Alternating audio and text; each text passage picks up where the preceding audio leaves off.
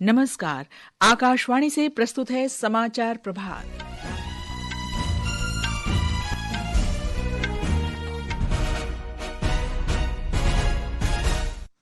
राष्ट्रपति द्रौपदी मुर्मू आज ओडिशा में 3 रेल लाइन परियोजनाओं का शुभारंभ करेंगी। प्रधानमंत्री नरेंद्र मोदी आज शाम अहमदाबाद में बोचा सन्यासी अक्षर पुरुषोत्तम स्वामी नारायण संस्थान बाप्स के स्वर्ण जयंती समारोह को संबोधित करेंगे। केंद्र ने चक्रवात फेंजल से प्रभावित तमिलनाडु के लिए 944 करोड़ रुपए मंजूर किए। केंद्रीय दल की रिपोर्ट के बाद और अधिक सहायता दी जाएगी। भारत पहली बार संयुक्त राष्ट्र के मादक पदार्थ नियंत्रण आयोग के 68वें सत्र की अध्यक्षता करेगा। भारत ने बढ़ती हिंसा के बीच अपने नागरिकों को सीरिया की यात्रा फिलहाल न करने की सलाह दी है। भारत का विदेशी मुद्रा भंडार $1.5 अरब बढ़कर $658 बिलियन से अधिक हो गया है और जूनियर महिला हॉकी एशिया कप आज से ओमान की राजधानी मस्कट में शुरू हो रहा है। समाचार प्रभात के साथ मैं कनकलता। राष्ट्रपति द्रौपदी मुर्मू आज ओडिशा में 3 रेल लाइनों की आधारशिला रखेंगी। इनमें बांगड़ी पोसी से गौमाही सानी, बड़म पहाड़ से केंदू झारगढ़ और बुडामोरा से चाकुलिया रेल लाइनें शामिल हैं। ये रेल लाइनें मयूरभंज जिले के बांगड़ी पोसी में हैं। हमारे संवाददाता ने बताया है कि इन रेल लाइनों को प्रधानमंत्री नरेंद्र मोदी की अध्यक्षता में आर्थिक मामलों की मंत्रिमंडल समिति ने मंजूरी दी थी। राष्ट्रपति द्रौपदी मुर्मू आज 86 किलोमीटर लंबी बांगरी पोसी गोरू महिसाणी रेल लाइन की आधारशिला रखेगी, जो उड़ीसा के मयूरभंज जिले के भीतर संपर्क को बढ़ाएगी। इस परियोजना की अनुमानित निर्माण लागत 2,549 करोड़ रुपए होगी और ये यात्रियों और माल की आवाजाही को सुगम बनाएगी, जिससे क्षेत्रीय आर्थिक विकास में योगदान मिलेगा। 82 किलोमीटर लंबी बादाम पहाड़ केंदुझरगढ़ रेल लाइन का निर्माण अनुमानित 2,106 करोड़ रुपए की लागत से किया जाएगा। 60 किलोमीटर लंबी बुरामारा चाकुलिया रेल लाइन उड़ीसा के मयूरभंज जिले और झारखंड के पूर्व सिंहभूम जिले को जोड़ेगी और इसे बनाने की अनुमानित लागत 1,639 करोड़ रुपए होगी। इस नई रेल लाइन के शुरू होने से बेहतर कनेक्टिविटी से इन क्षेत्रों में नए व्यावसायिक अवसर खुलेंगे और आर्थिक विकास को बढ़ावा मिलेगा। उड़ीसा के मयूरभंज और केओंझर जिले के पिछड़े क्षेत्रों के विकास को भी बढ़ावा मिलेगी। प्रकाश दास, आकाशवाणी समाचार, बांगरी पोसी। राष्ट्रपति मुर्मू मंगलवार से 5 दिन की ओडिशा यात्रा के बाद आज दिल्ली लौटेंगे। प्रधानमंत्री नरेंद्र मोदी आज अहमदाबाद में बोचा सन्यासी अक्षर पुरुषोत्तम स्वामी नारायण संस्था बाप्स के स्वर्ण जयंती समारोह को वर्चुअली संबोधित करेंगे। इस अवसर पर गृहमंत्री अमित शाह और गुजरात के मुख्यमंत्री भूपेंद्र पटेल भी उपस्थित रहेंगे। हमारी संवाददाता ने बताया है कि इस कार्यक्रम में 1 लाख बाप स्वयंसेवियों को सम्मानित किया जाएगा। बोचासणवासी अक्षर पुरुषोत्तम स्वामीनारायण संस्था द्वारा स्वयं सेवकों की सेवा को सम्मानित करने के लिए साल भर चलने वाले कार्यकर्ता सुवर्ण महोत्सव का उद्घाटन 28 जनवरी 2024 को सूरत में महंत स्वामी जी ने किया था। इस भव्य स्वर्ण जयंती समारोह का समापन आज नरेंद्र मोदी स्टेडियम में होगा। इस कार्यक्रम में दुनिया भर के 30 देशों के 1 लाख से अधिक स्वयंसेवक हिस्सा लेंगे। 1972 में ब्रह्मस्वरूप प्रमुख स्वामी महाराज ने कार्यकरों के लिए एक संगठित ढांचा तैयार किया था, जो अब पूरे विश्व में सेवा कार्य में जुड़ा है। अपर्णा खुंड, आकाशवाणी समाचार, अहमदाबाद। गृह और सहकारिता मंत्री अमित शाह आज एक दिन के गुजरात दौरे पर रहेंगे। वे अहमदाबाद में ग्लोबल हॉस्पिटल का उद्घाटन करेंगे और गुजरात लोक सेवा ट्रस्ट के वार्षिक महोत्सव में भी शामिल होंगे। उपराष्ट्रपति जगदीप धनखड़ आज बिहार में पूर्वी चंपारण जिले के मोतिहारी में महात्मा गांधी केंद्रीय विश्वविद्यालय के दूसरे दीक्षांत समारोह को संबोधित करेंगे। वे स्नातक, स्नातकोत्तर और पीएचडी पाठ्यक्रमों के सफल विद्यार्थियों को पदक और उपाधि भी प्रदान करेंगे। केंद्रीय मंत्रिमंडल ने 5,872 करोड़ रुपए से अधिक की लागत से देश में 85 नए केंद्रीय विद्यालय खोलने और कर्नाटक के शिवमोगा के केंद्रीय विद्यालय के विस्तार को मंजूरी दे दी है।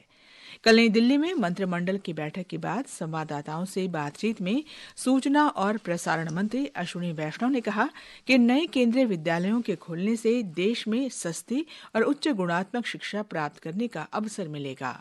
85 नए केंद्रीय विद्यालय खोले जाएंगे और एक केंद्रीय विद्यालय को एक्सपैंड करने का अप्रूवल मिला है और इसमें 82,560 स्टूडेंट्स को इसका बेनिफिट मिलेगा। नया एम्प्लॉयमेंट भी क्रिएट होगा, 5,388 रेगुलर जॉब्स क्रिएट होंगे इसमें और अप्रूव्ड अमाउंट है केंद्रीय विद्यालय के लिए, कैबिनेट में माननीय प्रधानमंत्री जी ने अप्रूव किया है 5,872 करोड़।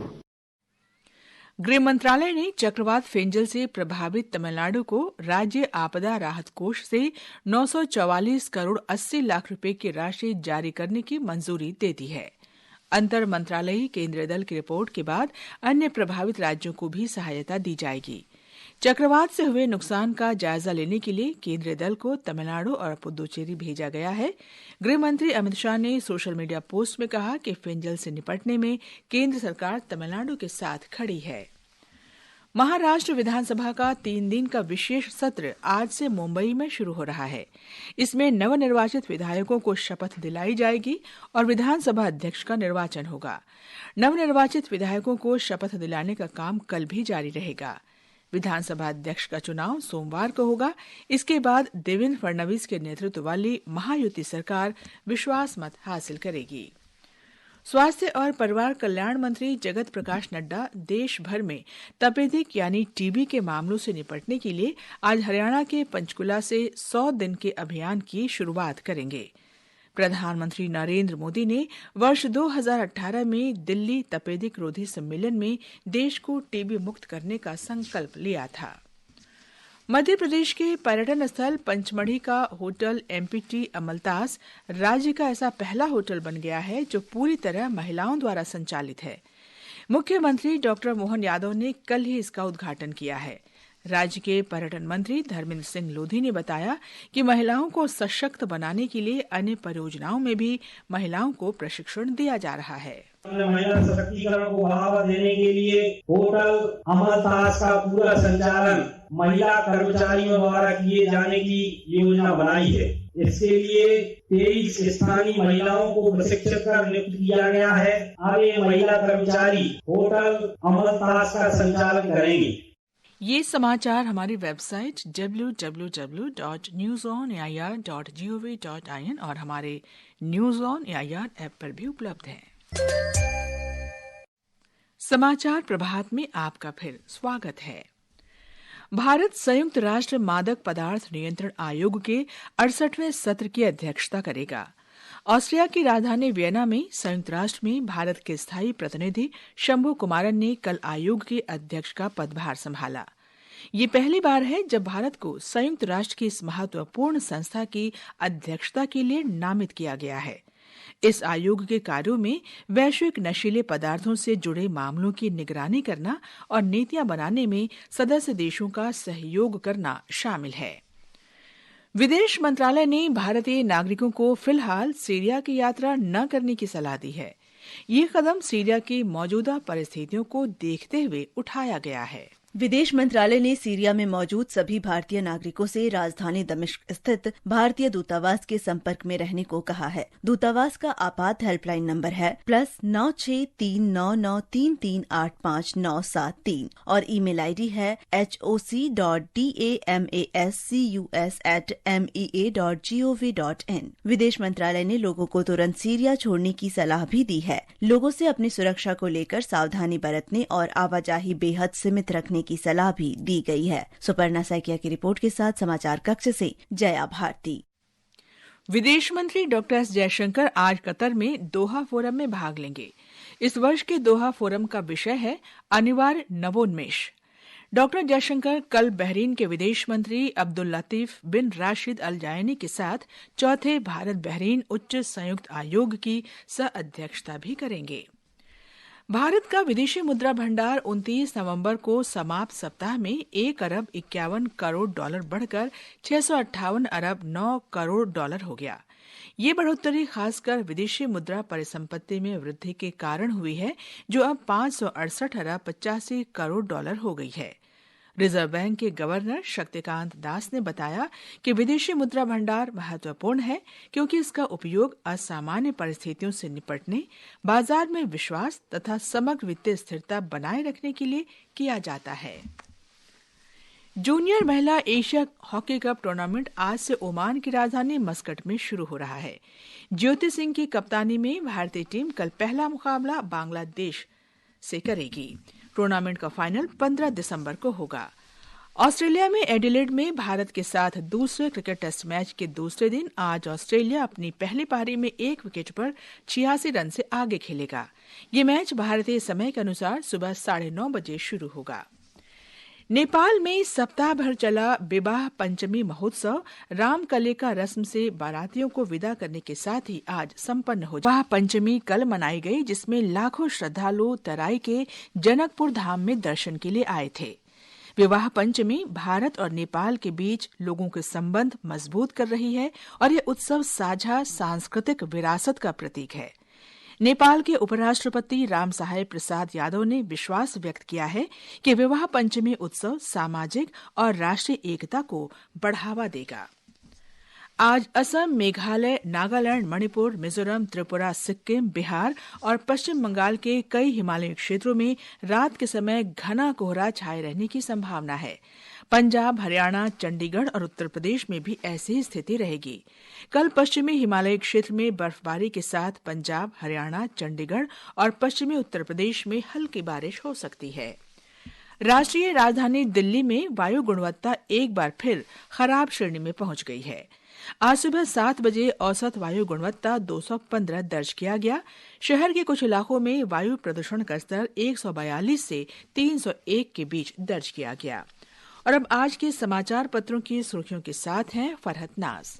धन्यवाद कनक। संसद में कृषि मंत्री का बयान दैनिक जागरण की पहली खबर है। पत्र लिखता है, सभी फसलों को न्यूनतम समर्थन मूल्य पर खरीदेगी केंद्र सरकार। हरिभूमि ने लिखा है, राज्यसभा में बोले केंद्रीय मंत्री शिवराज सिंह चौहान 50% से ज्यादा का एमएसपी तय करने के साथ किसानों की उपज भी खरीदेंगे। अमर उजाला ने किसानों को बढ़ती महंगाई से राहत देने के लिए भारतीय रिजर्व बैंक की घोषणा प्रकाशित की है। किसानों को बिना गारंटी 2 लाख तक कर्ज। कांग्रेस के राज्यसभा सदस्य अभिषेक मनु सिंघवी की सीट के पास 500 रुपए के नोटों की गड्डी मिलने की खबर अखबारों में छाई हुई है। हिन्दुस्तान ने इस मामले को अभूतपूर्व बताते हुए लिखा है, नोट मिलने से सियासी उबाल। राजस्थान पत्रिका लिखता है, कांग्रेस ने जेपीसी जांच की मांग की। दिल्ली मेट्रो के चौथे चरण में रिठाला कुंडली मेट्रो कॉरिडोर के निर्माण को मोदी कैबिनेट की मंजूरी मिलने की खबर भी अखबारों में है। राष्ट्रीय सहारा ने बताया है, 4 वर्ष में बनकर तैयार होगा। इस खंड में 21 स्टेशन होंगे। पंजाब केसरी ने 85 सेंट्रल और 28 नवोदय स्कूल खोलने की भी मंजूरी मिलने को प्रमुखता दी है। जनवरी से मारुति, सुजुकी और महिंद्रा वाहनों के दाम बढ़ाएगी। दैनिक भास्कर में है। नवभारत टाइम्स ने एशिया कप के फाइनल में भारत के पहुंचने को पहले पन्ने पर जगह दी है। जनसत्ता ने अध्ययन शीर्षक से लिखा है, निजी अस्पतालों में होती है सबसे ज्यादा प्रसव सर्जरी। देश में हर 5 में से 1 शिशु का जन्म सामान्य प्रसव से नहीं। अंत में मुख्य समाचार एक बार फिर। राष्ट्रपति द्रौपदी मुर्मू आज ओडिशा में 3 रेल लाइन परियोजनाओं का शुभारंभ करेंगी।